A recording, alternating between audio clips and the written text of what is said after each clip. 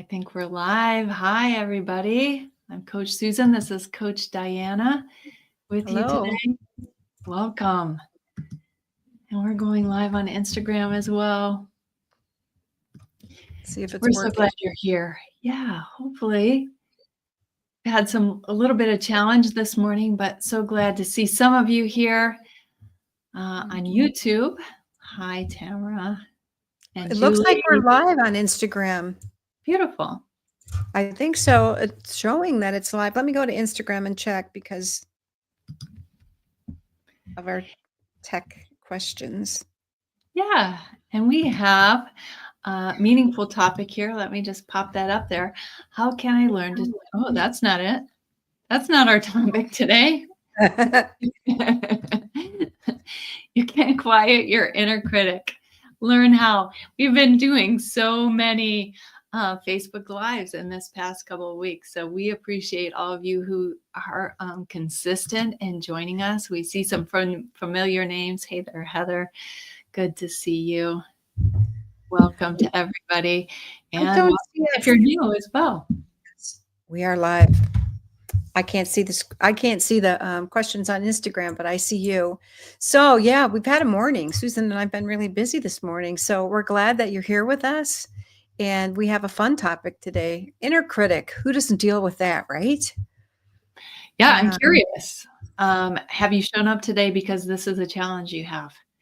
Maybe just let us know, what is your struggle with the inner critic? Or maybe you're here because you're curious, what's an inner critic? I've never thought about it. Everyone has one. Yeah. What's your experience with an inner critic? What do you know about inner critic? What does yours sound like? Have you given yours a name? I did in the past. What did I call her? Oh, shoot. And then I gave her a name because we had met a woman who I thought gave me the experience of being that. And then one of my clients' daughters has that name. And she said, that's my daughter's name. I'm like, well, I'm going to have to rename my inner critic because. So, yeah. Oh, wow. Yeah. Good morning from Ohio. I'm in Ohio too. And Susan is just to my north. And we've got Pennsylvania, all our neighbors, Virginia, everybody on this side. We've got Alberta, due north, right? Yeah. So if you were going to name your inner critic, what would you call her, Susan? Well, I'm just reading. Cara says, my dad. I'm sorry, Karen. That's hard. If your inner critic has the voice of your father, that's hard. I don't know. I've just been thinking about this recently. I've never come up with a name. I just call it the critic. I'm going to come up with a new name for my critic. Yeah, maybe there'll be some interesting ones in the chat. If you've named your inner critic, if you put a name to that voice, go ahead and pop that in the chat. There might be some funny ones. There's some serious ones, I'm sure, as well. It could be the voice of someone you know that comes back. We know that we learn how to talk to ourselves by how we were brought up and those around us. So that inner critic may come up as a voice of somebody in your life who has been incredibly critical of you, a parent, your father, your mother, siblings, perhaps, maybe a spouse even. Yeah.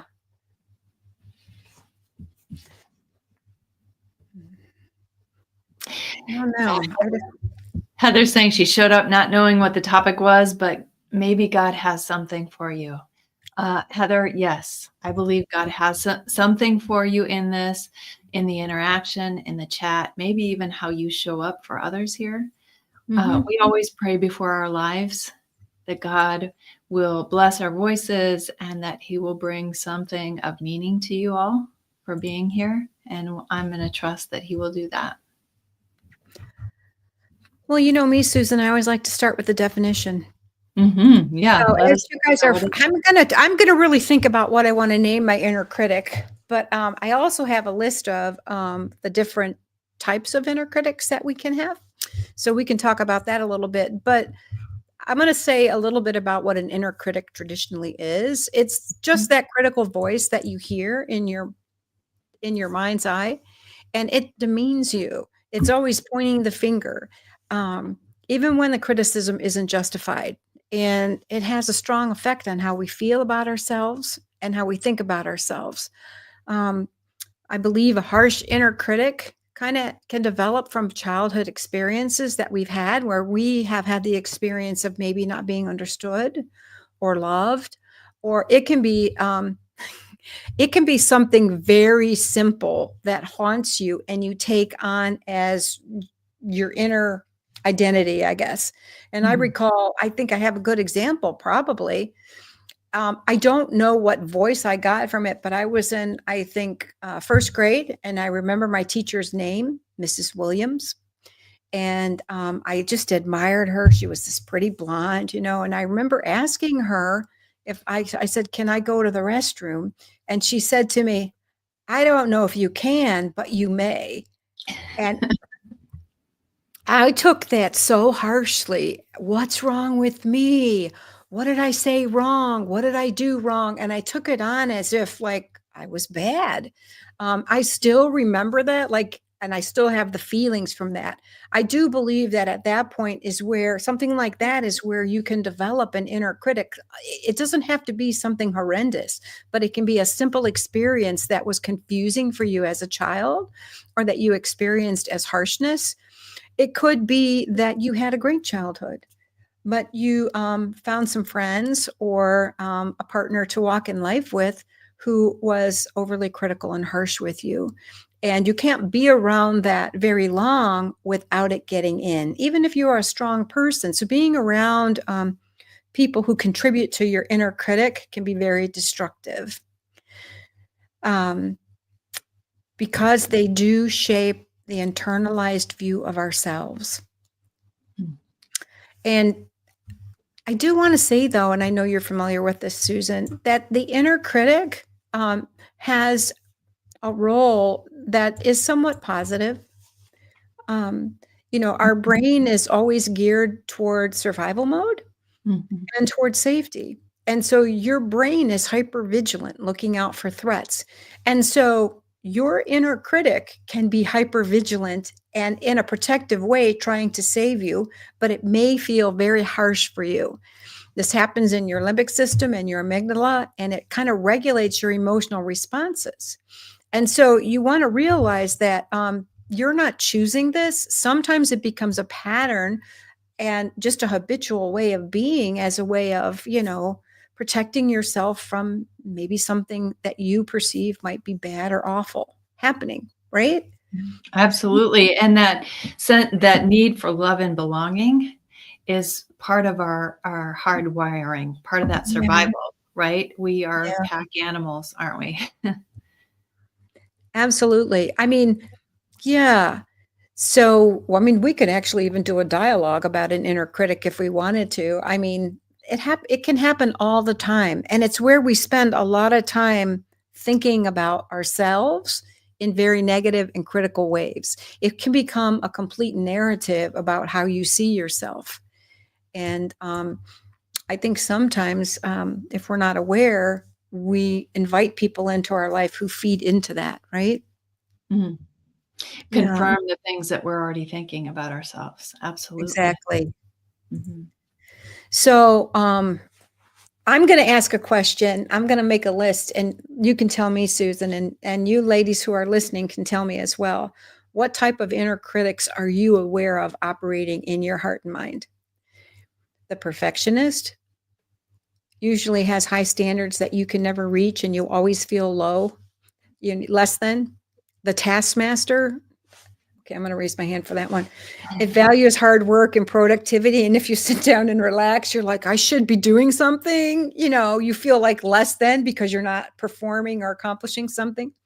The inner controller. I don't know much about that. What do you think about that one, Susan? The inner controller, Yeah.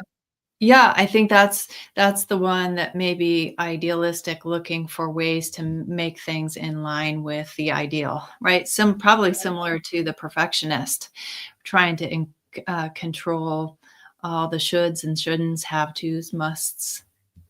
I would have to say my inner controller really criticizes me about eating, the ways in Mm, which I eat. Like if I eat something that I know is not 100% really good for you, my inner controller then starts the critic going like, that was really bad. You're not taking care of yourself.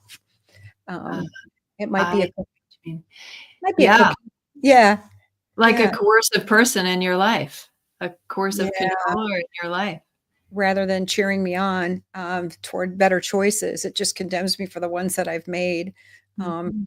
yeah. The underminer. That's the fourth one. An inner critic, that's an underminer. What are the ways in which you notice the underminer in your head or in your thoughts, just reducing your effect, your ability to be successful? Here's a good one, the guilt tripper. I mean, and as we label these, you can also notice like there might be people in my life that contribute to this. And I'm listening to their dialogue about themselves or even toward me. There's the destroyer. I don't really know much about that one. Um, Probably the name caller, right? The one that's just really nasty to you. And yeah, you don't deserve anything good, you're right? not good enough. You Mhm, never have been. You never will be. You don't deserve success or happiness. Yeah. The conformist. The mm. conformist is someone who wants you to fit in. So you meet society standards and you avoid being judged, you know? Um, The sometimes I master of feel, comparison. pardon me?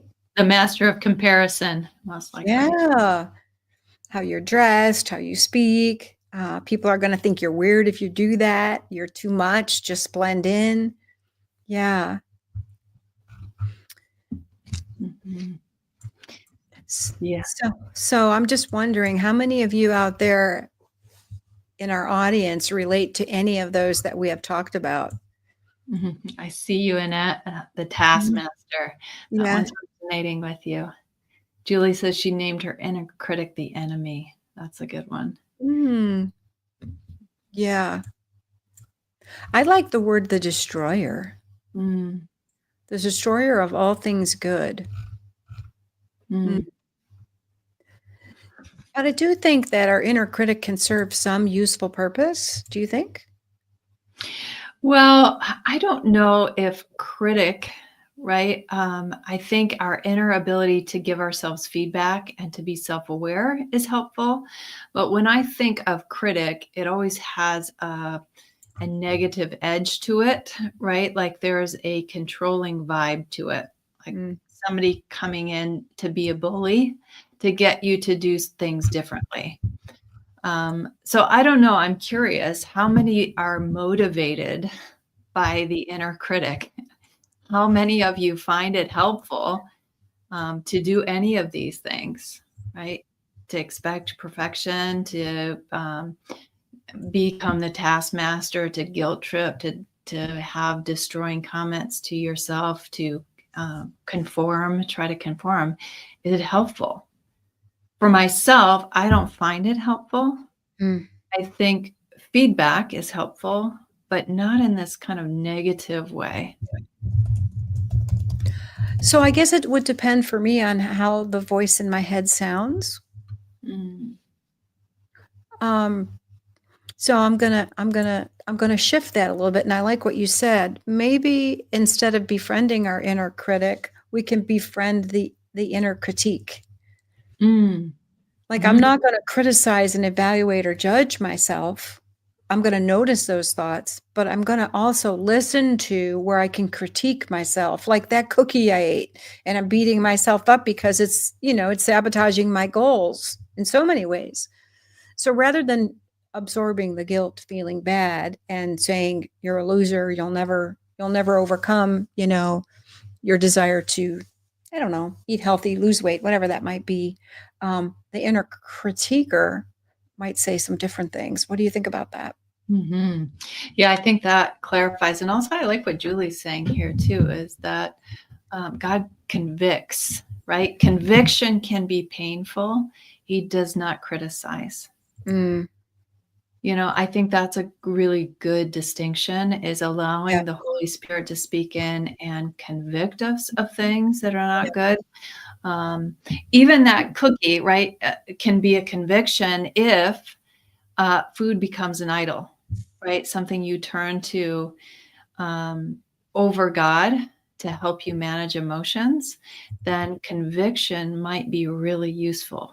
But the criticizing, I don't know that it's really helpful because that usually seems negative, tearing down. I like the idea of being able to critique my Mm, behavior or what's going on so yeah. that I can, include what I can do positively to move forward. Mhm. Yeah. Yeah, critiquing. How do I better want to feed my body, right? How did I feel after the cookie? Yeah, I Was it crash. help I crash all the time.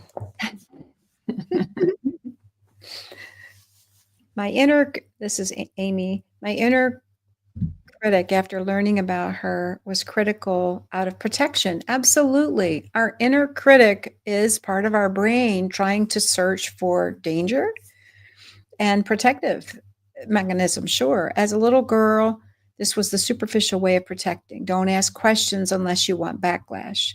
As an example, for me, this kept me safe from being emotionally attacked at home and school. So our Mhm, inner critics, they were developed, served a really good purpose for us, that they may no longer serve that purpose as well anymore. mhm. Yeah, we Where have much different choices as adults, don't we? we do, and we can think through things differently than we did when we were kids. So today we're talking about how you can quiet your inner critic. And so, do we want to get to a few steps about how we can do that, Susan? Yeah, Okay. absolutely. All right. I think the first thing that comes to my mind is self-compassion. Mhm. I really feel like that's the key, um, to quieting that inner critic, is bringing on Mhm. love and compassion for yourself. And so I think the first thing when I think about compassion is recognizing that we're finite and limited human beings and that we're always Mhm, going to be failing, and that failure can give us a lot of information and help us move forward. We can embrace that. That doesn't mean that we're going to give up. It means we're going to learn from that, right? But have mm, compassion, and really realistic expectations that it's a part of our human experience. mhm, And so I think one thing that works really well is, how would I speak to my friend if my friend were experiencing what I am, and mhm. offering that same kindness and compassion to yourself in those things. Yeah, I love that. How would I speak to a friend? And really learning how to befriend yourself, becoming a good friend to yourself, Mhm. developing a relationship with yourself that you would want to have with another person. Yeah. And many women in our population here that I've met and talked to, they treat each other wonderfully, right? They're kind and compassionate to the people they love, but they Mhm. don't always offer that to themselves. Yeah, so for me, would I talk to my daughters that way? Mhm, Absolutely not. How would I want to empower and build them up as young women? mhm. Yeah. Yeah. Yes. How would you speak to a young child that you love and cherish? That's how you should be speaking to yourself. Yeah.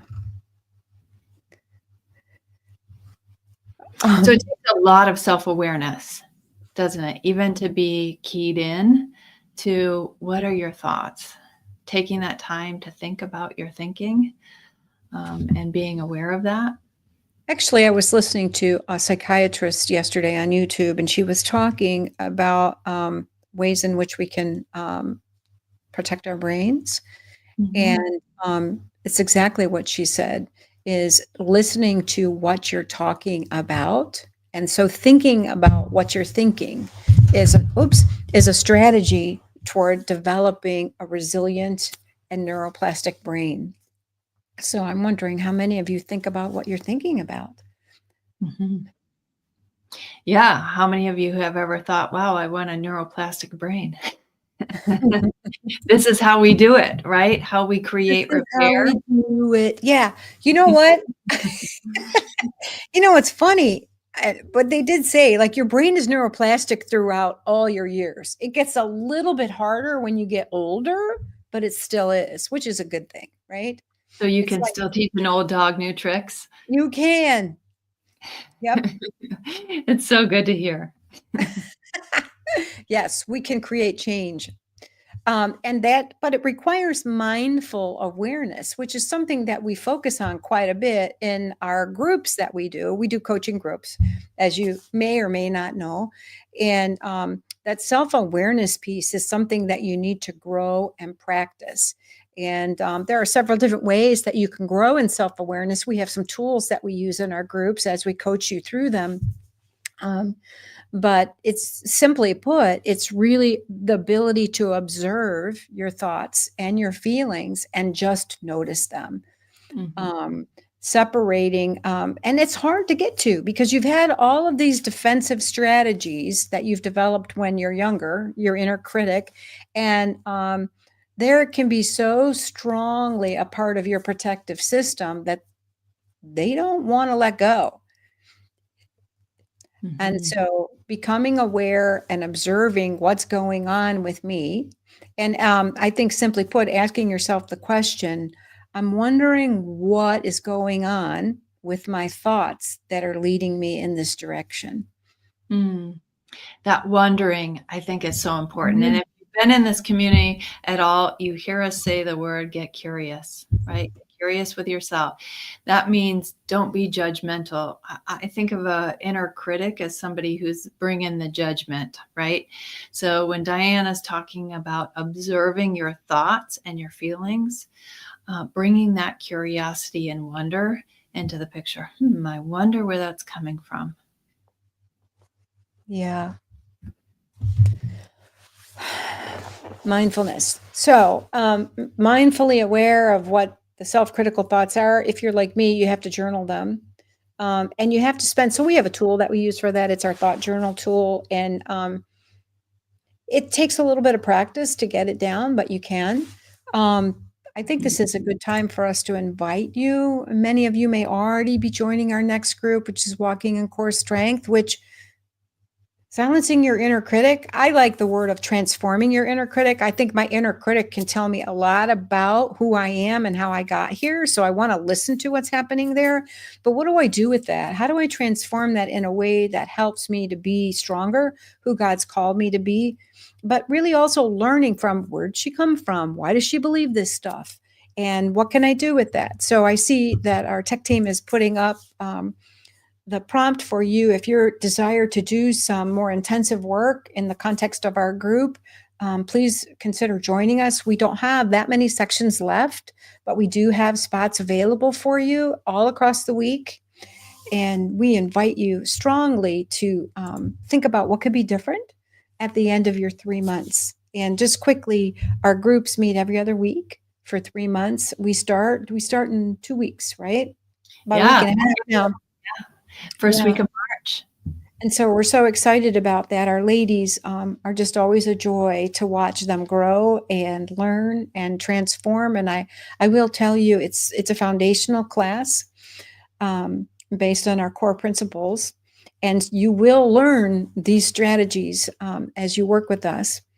So, at any rate, talking about being mindful, the next step is once I identify what's going on with that inner critic, I need to challenge that. So, I'm listening to what I'm telling myself. I need to challenge and reframe those thoughts with truth and with compassion.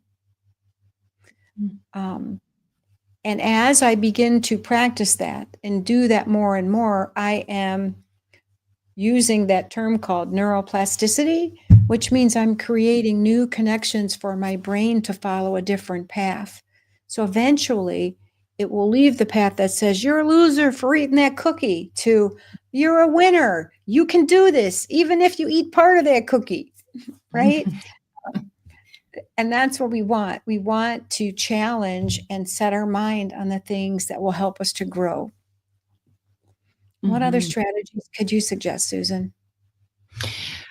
I think also pulling in faith is important. So we are a faith community here. Our group is founded on biblical principles, right? So when we bring in these concepts of core strength, they're grounded in Christian principles. So having said that, I think pulling in the mind of God, the word of God, the vision of God can be really helpful. So taking almost shifting our perspective to just on ourselves to how do we show up in the world for God's sake? How do we glorify Him with our life? It can really help us get off of that self-critical focus and begin to partner with Him in life. Nice job. Yeah, thank you. Yeah. And being aware, so some of you have already mentioned the Holy Spirit in our life and conviction. So that's going to be important, is really looking at where is God in our life, taking on His wisdom, right? What kind of things is He calling us to be responsible for, and how does He want us to show up in relationship to others so that we can be most helpful to them without enabling their bad behavior? And how does he want me to show up for me? I think one of the hardest things is taking in God's love for ourselves. I can believe sometimes he loves other people, but sometimes it's hard for me to bask and experience in his love and compassion for me. That really kind of takes a meditative kind of approach. I have to sit with that. I have to meditate on that. One thing I found really powerful for silencing the inner critic and the enemy, uh, who might even be interjecting voices for you, is meditating on scripture and memorizing it. Um, and so, yeah, I want to encourage that as well. Mhm. And definitely that's something that we pull into these groups. Okay. So do Mhm. you want to let's just step into this for a minute. And do you mind if I use you as a guinea pig? Oh Because we boy. didn't talk about this. We did not talk about this. We are prepared, ladies, so this is live. Go We'll ahead. see what happens. And I want you guys to do it too. All right. So I want you to close your eyes and just mindfully, if you can, be very self aware of any negative critiques, thoughts, anything negative going on about you, in you, about you personally, about your life, about your situation. Just take a moment and see what comes up. Mhm. And once you have something, maybe put it in the chat. Maybe not. It's up to you. Do you have something, Susan? Well, what comes, so this is live in the moment, right? Part of Yeah. this, I am live, and this feels very vulnerable, right? So this puts me in a place of being maybe evaluating everything, right? Is do I have lipstick on? What does my hair look like? What is my voice sounding like? What kind of value am I bringing to this community? Oh, I can wow. easily go down a road of, am I good enough to be here? How did I even get here? Right? That's just kind of what comes up for me live in this moment, if I'm real with you. Do you want to hear mine? Yes, Because we're looking at ourselves on screen too. You're I know. so pale. Your hair is a mess. When can you get into the hairdresser? And you're live on screen. This is on record forever. Yeah, I'm always critical about my hair, and really my lighting in this room is bad. But yeah, yeah. So I'm grateful that you mentioned that, because it is running in the background. And if we let it zing, it'll just keep zinging us. So let's just take a moment, ladies, and what do we want to name her, that inner voice? Hmm. Oh, Nothing's coming up to my mind. Mm. Because I don't want to offend anybody. That's part of me evaluating myself. I don't want to give her a name that somebody else might have. I know. I just remembered my name. Yeah. Yeah. I can't use it either. Mm, But I also notice what's combating that, and I yeah. notice what combats that for Diana and I as we come into the space that we're prayerful, that we always set our mind to why has God brought us here? What does God want us to deliver in this space? Why are we here? What is our purpose?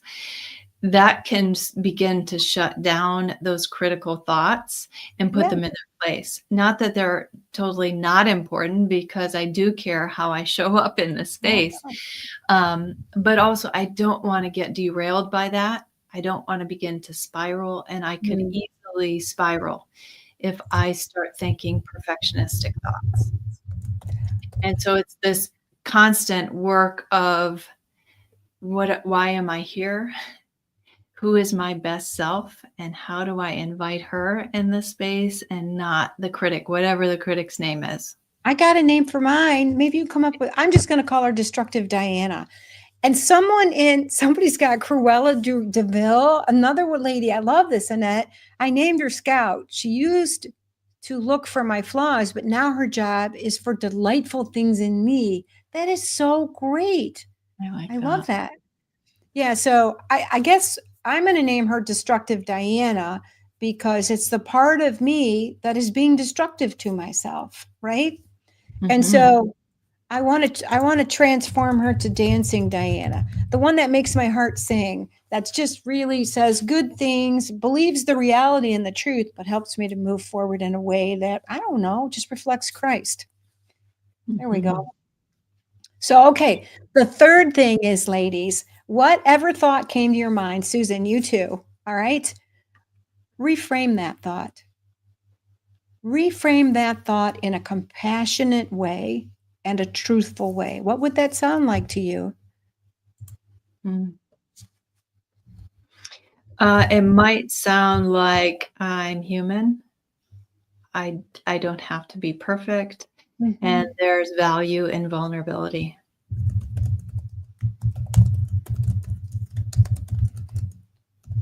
You're typing that out?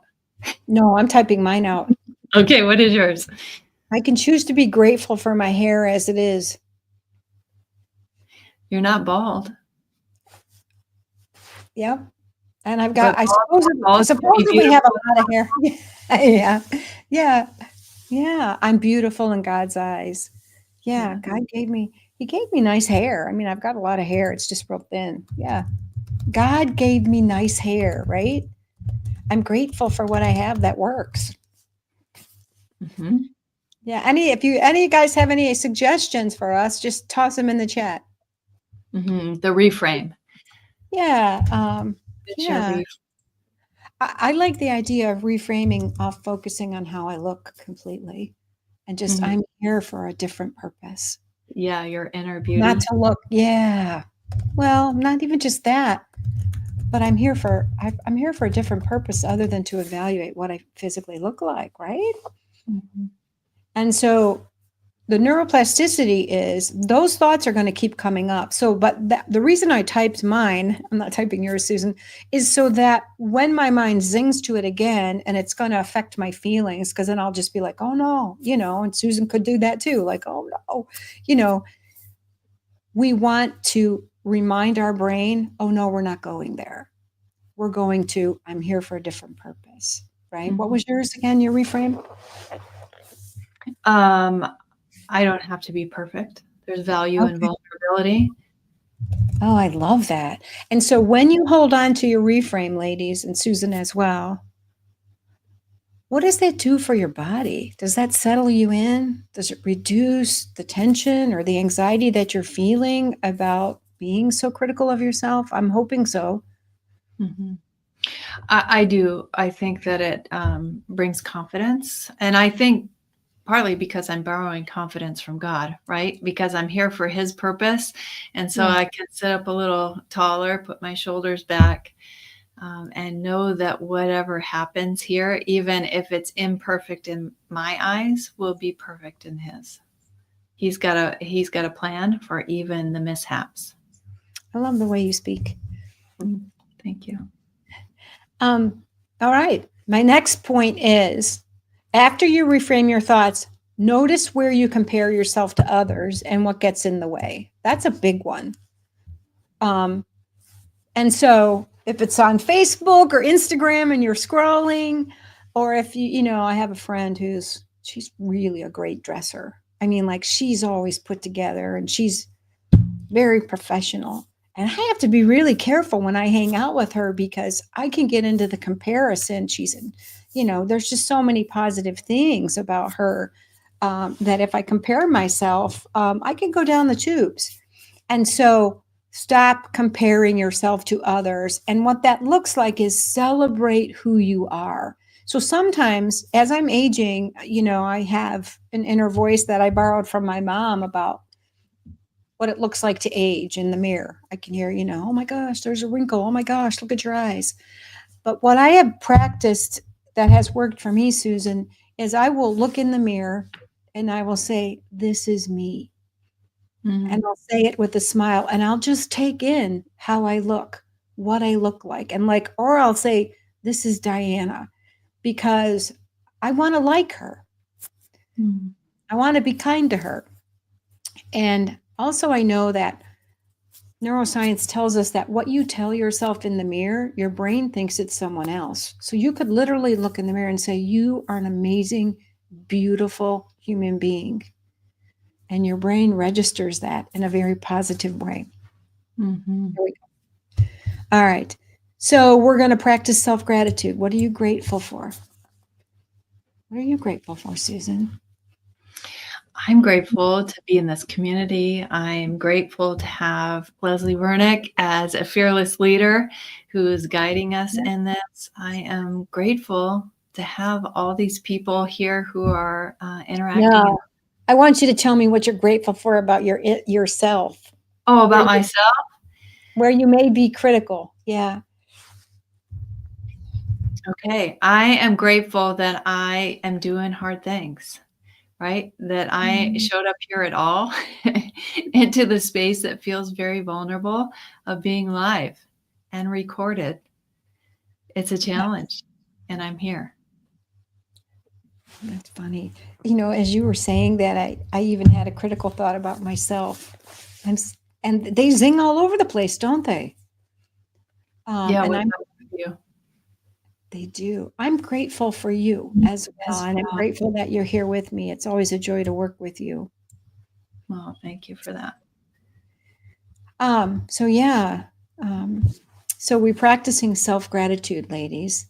And when I have self-criticism, one thought flew into my brain just as Susan was saying those things. It's amazing what our brain does to us. But one of the things that happened to me when I was born, this is a vulnerable thing.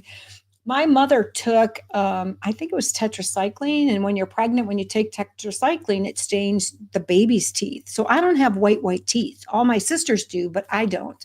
And so even smiling here, when you were talking, I saw my smile and I was like, oh, your teeth are yellow, And so we don't want to do that, ladies. We want to, when that happens, that's a brain hiccup. And when your brain hiccups, you want to say, we're not going there. We're going to celebrate the fact that I have nice, straight teeth. You Awesome. do. Not everybody has white teeth. Anyways, and I'm not paying for caps. So here we go. Let's celebrate our wins. Lastly, what are your wins? What might your win be today? I know my win is being able to have Susan on, having her be willing to be so vulnerable and to be here with me. And thank you for sharing too. And a lot of people are in love with your hair. If you're noticing that in the chat. No, I didn't. I'm not reading the chat. And Faith, thank you for the question. Can I repeat that? I don't know what I said, but luckily this is recorded and you can always go back and rewatch it. But thank you for asking the question. Yeah. So, we are here as Leslie's coaches, and but we're talking about your inner critic, and there it really is a thing to coach yourself. Mhm. And so we want to encourage you. I mean, we're willing to, and we're grateful to have you join our group. If this is something that you feel is going to be helpful and really important for you, please check out the link and look at the information, decide what section works best for you, and be 100% committed because we want to see you have results. But along with that, you can be your own inner coach. And there are many times where I found an inner coach helpful. Are you familiar with how you coach yourself when you're going through something, Susan? Yeah, a lot of that is the self-talk, right? Mhm. That curiosity, the questions. Yes, absolutely. One of the, and I guess this is my vulnerable day. I don't know why, but one of the ways in which I use my inner coach very effectively is when I'm feeling grief and loss. And I Mm, know that's something that we can all identify with. And as I go through the seasons in life, even like just shopping for Christmas, walking into a Target and seeing all the little girl clothes and recognizing that that season of my life is over, there's grief with that. And so that's where you want to employ that inner coach, that voice that might say, yeah, you missed that. And that was such a good time in your life. Now, an inner destructive coach would be, that's all gone now. You don't have a purpose for anything, right? mm, Those were the best days. There's no more yet to come. But you want to catch that inner coach and you want to embrace that in a way that allows you to feel what you feel, but allows you to talk to yourself in a way that's positive and strengthening and helps you to make some constructive changes or shifts in mm. that. Yeah. Yeah. And, Diana and I have been trained in that, right? So it comes a little bit easier because we've been practicing for a really long time. Yeah. It may not come easy to you to coach yourself. And so if you're finding like you need more support, this group coaching might be for you. We can help you walk through what does that even look like to be coached. And when you experience coaching, you gain tools for how to coach yourself. So Mm, Diane and I have both been coached before, and so it's easier for us to bring to mind that curiosity and support for sure. ourselves. But it does take practice. And so if you need the practice, I would invite you to go to leslievernick.com/group coaching and check it out there. This is a wonderful curriculum. I love this curriculum. For so over 3 months, we meet every other week. These are groups of 15 women. So it gets vulnerable. It becomes close knit over those 3 months. And it's such a beautiful experience. And if you have questions about that, we would love to answer that today about the group or about your inner critic. You can send in an anonymous question to leslievernick.com/question/, and we'd be happy to answer those questions. Yeah, we have some questions. Before we do that, I just pulled a little 4-step thing that I want to share. Um, it's 4 steps to befriend your inner critic because I like step models and I like definitions. But one of the things that I know you practice, and I practice that too, is I want you to welcome your inner critic. We're not just going to send it away at first, but you're going to welcome your inner critic mindfully, notice it. I would suggest journaling what the words, I mean, you know, I remember when I was an adolescent, I had the worst inner critic. It was a negative statement, and literally it was like, I hate you. Like I was speaking to myself that way, when you're so insecure when you're an adolescent, but you want to listen to your inner critic, to what it has to say. And you want to welcome that as being information for you. Thank you for showing me what's going on. And then you want to replace it with a more realistic, a friendlier, a godlier, a biblical version of the truth. Mm. Just a, Yeah, and I've actually used an exercise with this that we don't have the ability to do today because of time, but I'll just mention, if you were to take 3 different colored pens, you can journal this by allowing your critic, whatever her name might be, to have a certain color pen where you kind of jot down what's coming up for your critic. And Okay. then you have a second color that's the sort of the wounded self that has to listen to the critic. So it might sound like, hey, when you said that to me, it was really painful. I understand where it's coming from, but that really hurt the way you put that. And then a third colored pen that is your, what we're calling your noble self, your best self, the self that is aligned to the Holy Spirit and knows God's word, that can really speak truth into your life. So what's the thought? What was the second thing? So the woundedness, Okay. right? The reaction to the critic, because the harsh critic can be painful. It can be manipulative, right? It can be Okay. perfectionistic. You went through those different things. Okay. And then, making sure that you know the truth about who you are, God's truth. Okay. I'm typing it in the chat for everybody. And you used to read it. I love that. I'm going to try that. I'm going to talk about my teeth and my hair. Okay. 3 different colored pens. Okay. I think we have a question We do. that we can answer. We have a little bit of time, ladies. So if you have a question that you want to ask, you can send it to us in the chat, or you can put it in the question tracker, which I don't know what's the I don't know what the link is. Oh, here it is. LeslieVernick.com/question. I'll put that in the chat, or maybe Jessica will for you.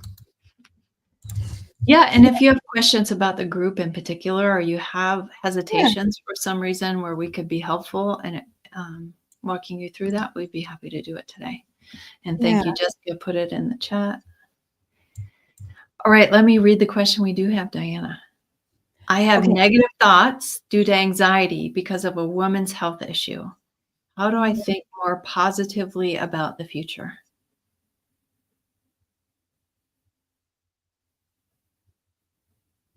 I'm thinking.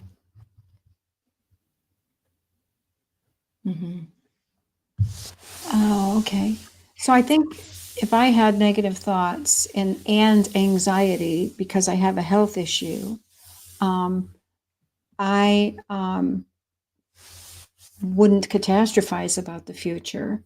I would stay right here, right now, with the truth as closely as I can approximate what the truth is with my health issue. So, yeah. So suppose I'm fighting a certain type of cancer. Let's talk. Maybe I just got a call from my doctor that I have a lump in my breast, and they found out that the lump is malignant and I have to have surgery. Oh my goodness, anxiety would fly out the roof, wouldn't it? And so one of the things that I love to do is to stay in the present and not catastrophize about the future. So I might stay positive by telling myself one day at a time, one step at a time, I'll figure this out, because I don't know that I could handle all of the thoughts and questions of what I don't even know is possible. But you have to make a decision in those situations. How do I want to move through this? So I would talk to myself about being calm, and I would work on ways that calm my body. And so, one of the things I would tell myself is, gee, if you've got anxiety, you've got to start walking. You've got to get to the gym. We know literally, well, I know that weightlifting reduces cortisol levels for women. And I had to do that for a while to get my cortisol levels in control. And so physical activity along with positive thoughts, there are things I can do to move through this. I can find support. I can choose to be joyful even in the midst of suffering. We had, remember that one example Leslie has used from that young woman named Songbird? You remember her? She had a terminal illness, and she had such a positive. She'd be a good example to look up her words and her stories. But she has such a positive and she brought joy to her life, even though she knew she had a real difficult diagnosis. So it's really about your thoughts, and it's really about getting to the bottom of that anxiety. And there are techniques for that um, Mhm. that are physiological and somatic. And exercise is most certainly a key. I think I covered all that. What do you think? Yeah, I think you did a great job of that. I think it's okay to look at those anxious thoughts, but remembering that anxiety lives in the past and the future. It doesn't live in the moment. So I love that Diana said that. Bringing yourself to the present. What can I do in the present moment? But you want to think positively about your future. I think you need to bring to mind what are your character qualities and what are God's character qualities that you are taking into the future with you, because the future is uncertain and it's endless possibilities of things you could create and invent about a future that you don't know, but you Yeah. know who you are. So maybe you're resilient. Maybe you're a good decision maker. Maybe you take care of yourself well. Those are the things you know you can take into your future, whatever might come of it, that you can still support yourself, that you have a good team around you, a good medical team or good supportive friends. So you know that will be in your future. Mm-hmm. So what do you know about your future that's Yeah. positive? Nice job. So I think we don't have too many questions, which is good because we both have hard stops today. So we'll take one more. What do you say? Yes, Okay. How do you discern what voices are wise versus, oh gosh, you have to join Walking in Core Strength. We do a whole thing on this. we do. What voices are wise versus others, and just piling more condemnation on you? Similarly, how do you discern the inner critic versus inner wisdom? Just because it's hard doesn't necessarily mean it's condemnation. So that's a really good point. What is the difference between the inner critic and the inner inner, I guess, wisdom? And I'm going to let Susan start with that, and then I'll have some thoughts. Mhm. I think is it rooted in truth? That's something we work on in our core strength group, is being courageously committed to truth. And you're right, sometimes truth is really hard to look at. But how truth is presented can matter as well. And so inner wisdom presents truth in a way that may be hard, but it's also kind. Whereas an inner critic presents it with judgment, criticism, condemnation, and a spirit of fear and anxiety. So it may just be in the tone that's different, but I think there's a distinct difference that you learn over time. And, we do a lot of journaling, right? Thought journaling, what's coming up and evaluating that. This thinking about your thinking can help tremendously to start picking out what is the hard truth and what is the harsh truth, right? There's a difference there. We don't want to be harsh with ourselves, but sometimes truth is hard. Yeah, what would you add to that? Well, I feel like an inner critic, it has real black and white thinking, you know, whereas like your inner wisdom recognizes that some things are complex and not everything is black and white. Your inner critic maybe kind of is problem focused, where inner wisdom might be, how do I solve this? Mm. And I love the compassion piece that you brought. And I think maybe one difference might be my inner critic might sound like the voice of reason, but my inner wisdom, I like to listen to the body. It might be the voice of passion, right? What do I feel strongly about? What really moves me? And I think, yeah, Mm. yeah. Yeah, I love that distinction. Yeah. So, let's see. And the other part was, how do you discern what voices are wise versus others? And I do believe it has a lot to do with, you have to observe someone's life, and you have to listen for what resonates with you. I know for certain one thing that occurs with me when I think something that's being said isn't wise is I get like confused, and I used to think that maybe I just don't know better, but now I've learned that's my inner knowing saying that's not right, Diana. And even sometimes it'll happen like with people quoting scriptures and things like that. I'll get like a question mark or confusion or like just a gut feeling. And it's not because I don't know better, it's because I know better, in other words. And so that there's something for me to pay attention to there. So, but discernment is something that you can develop. That's certainly that you can pray for. I think we talked about this on our Facebook Live the other day. Um, and there, I would say it's one of the core strengths is being open to wise others. So we talk quite a bit about what that looks like and building those people in your life that you can rely on. It is. We spend a whole course section on this, right? Yeah, we do. Wise others, and what does that mean? Yeah. So I want to thank you all for being with us today.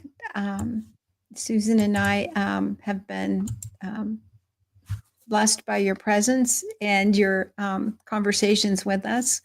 I hope that what we shared with today was helpful for you.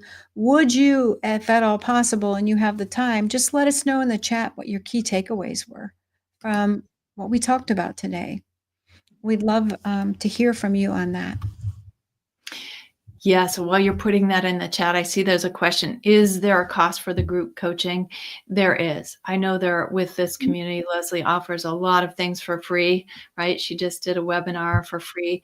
Group coaching, there is a cost. And if you go to leslievernick.com/group coaching, you can look at paying that in full or breaking up into a payment plan, what that would look like for you.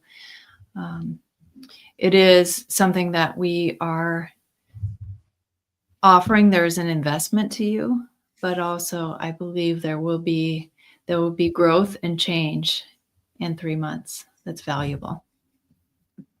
Thank you for being with us. Yes, and continue to put those things in the chat. Learn to look in the mirror. That was a great thing, Diana. Look in the mirror and say good things. Your brain doesn't recognize that this is you saying it, and it does help your brain to do that. I always think of the Saturday Night Live skit with Al Franken. You're good enough, you're smart enough, and gosh, people like you. We good. all laughed at that, but there is value in that. It may feel a little bit silly, like you're doing a comic routine, but honestly, there's value in it. So I love that. That's a takeaway. That's good. All right. So we are going to close out today. We appreciate you all being here on Instagram, on Facebook, on YouTube, wherever you're finding us. We are doing another Facebook Live on Monday. And the topic on Monday is his needs, my needs, our needs, balancing self-care and partnership. And so I'll be back with you on Monday at noon. I'm looking forward to that. So I hope you can join us then. Bring your questions.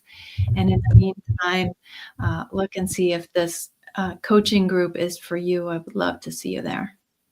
Any other thoughts, Diana? Nope. I'm just grateful to be here today. And I'm reminded of being kind to my inner self as well. Great. Listening for those negative voices. And I think I'm going to adopt that word scout. I love that word. Yeah. She's going to be the scout. It's so positive. Yeah. Okay. Well, take care, ladies. Have a beautiful weekend, and we'll see you soon. Bye, ladies. Everybody. Be well.